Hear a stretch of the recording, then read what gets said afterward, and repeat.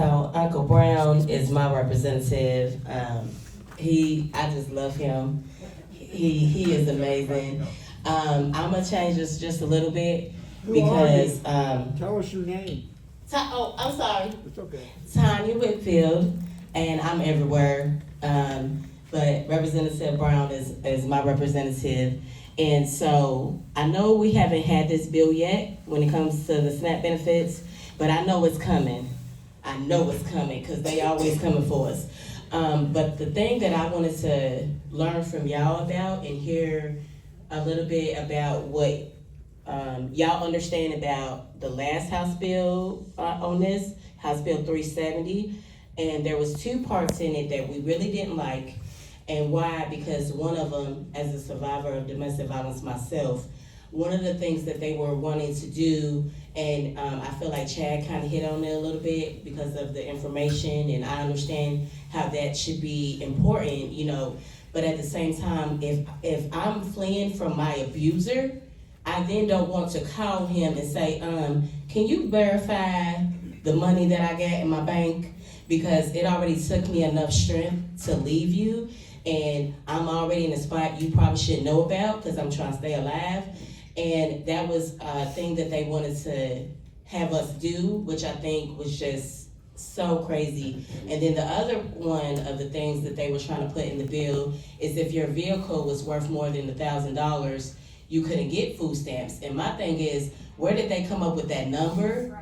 Like that, like out of all the numbers you came up with, because a lemon could be worth more than $1,000. So I just want to kind of hear what y'all think about that, because I know we haven't had a new House bill yet on SNAP benefits, but I know it's coming. I've been in this work for a little bit with Kentucky Food Action Network, Feeding Kentucky and things like that. So I do know, and as Representative Moore said, y'all gonna be real, y'all gonna be honest, and I appreciate that. And if y'all could just give us a little bit of knowledge on that, and what to expect if the next one does come, and how to placate that.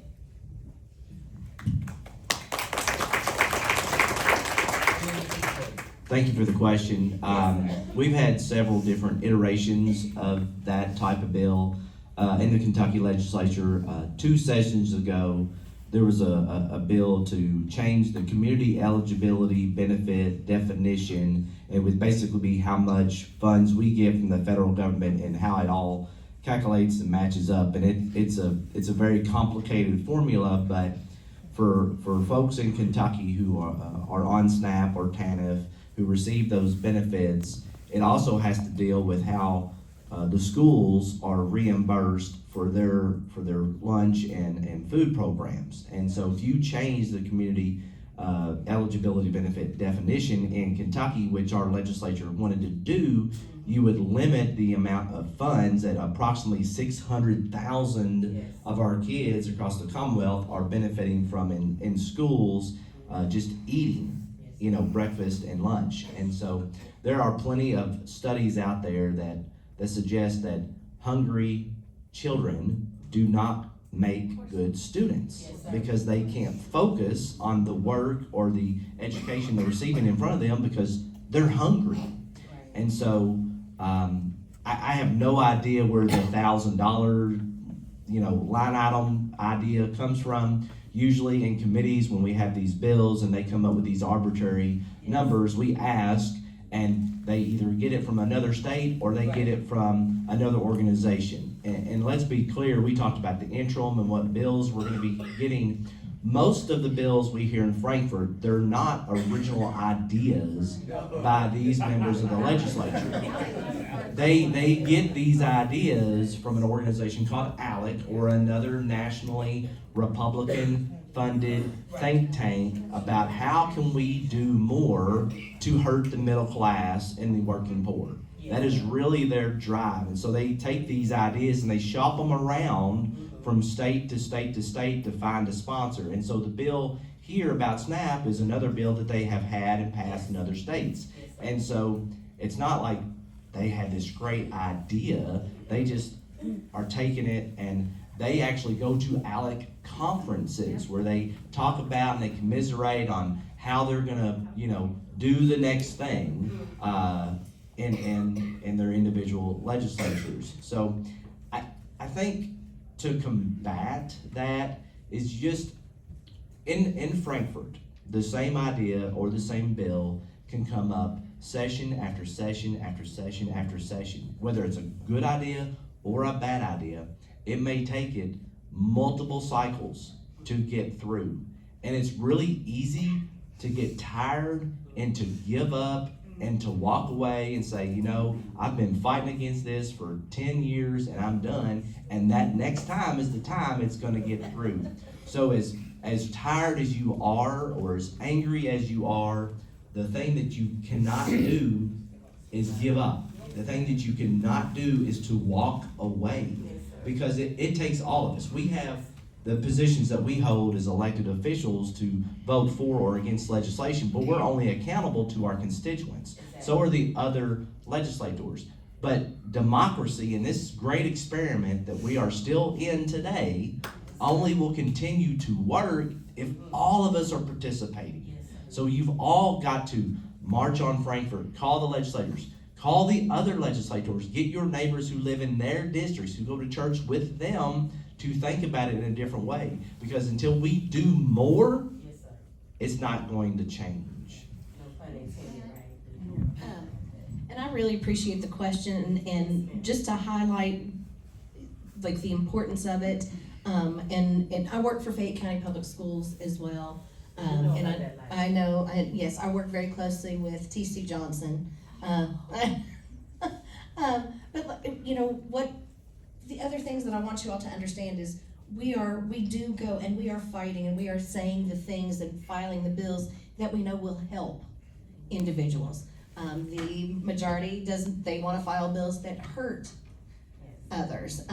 But one of the bills, and I don't know if anybody, I was driving in and I actually had to text a friend. I was like, tell me that SJR again, so I got to look at it because I forgot again.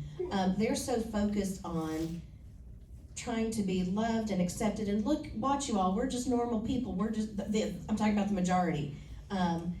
With one hand, they're sliding the knife between our ribs, but then in the other, they want to be jovial.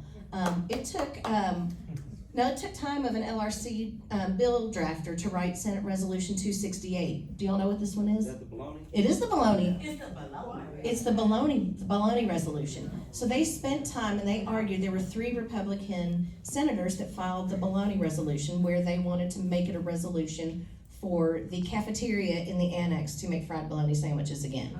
Well, at the same time, so they're showing this distraction and they're laughing about it and trying to promote it. They're jovial, blah, blah. But with the other hand, they're doing exactly what you said. Yes. They are taking food out of the mouths of our children and the most vulnerable Kentuckians. So I wanted to And filing Kentucky Doge. Right, yes, anyway, so they want to, I feel like what they want to do is they want to, it's the circus. It is the circus analogy as well. It is, they're doing these fun things, like we're making light of the process. It's a very serious process being, a legislator. So they're doing all these things, but then they're distracting you with the fun and, lighthearted things. So you don't listen to what is over. It is distraction. It is distraction. It is distraction. They will say one thing, but watch their actions. Sorry. No, you're fine. Thank you. So that kind of segues into the Medicaid conversation when you're coming after the poor and the needy and whatnot. So talk about House Bill 695, and is it Matt Bevin's Medicaid plan or what is it? I don't want to speak super in depth on 695, but I did get up on the House floor and I said I'm voting against anything right now that's going to take Medicaid away from Kentuckians. And 695 is one of those bills, and there's 495, and there are other ones as well that would essentially take people's health care away at the same time that the federal government is also trying to cut our health care and our retirement resources that people are relying on and have paid into for their entire lives. And this is the time that they need it. It's raining outside, but it's also metaphorically kind of raining in America right now. And now is not the time to be taking away things that we need just to survive and live with dignity. 695 being one of the core aspects of that. For people so 695, essentially you need to prove efforts of working or getting a job, or going through that process, to stay on the Medicaid that you currently already have. The analysis on it is that a lot of people who are trying to get work just have trouble that will fall through cracks because what they are doing will not be recognized in the system as they are going through these procedures and these steps of trying to find the job. And as these Medicaid and offices get shut down due to budget cuts and DOGE or COGE, the Kentucky office, more and more people will slip through the tracks who are literally trying to work and find work, and now will not even be able to know that they can pay for their own medical bills if they need to. So yeah, paperwork errors is what Representative Camuel is tackling in here. So yeah, I mean, I was against anything that takes people's health care away, especially when 32 of the other 33 wealthy democratic nations in the world have a way to make sure people can survive and get health care. The other thing I think is really important to note on 695 is that this bill was not heard through the typical process.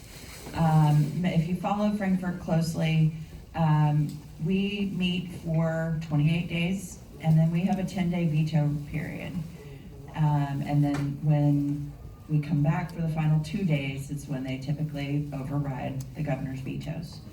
So House Bill 695 was brought to the floor on the Friday before we gavelled out, on the Friday night that we gavelled out for the veto period at 10:30?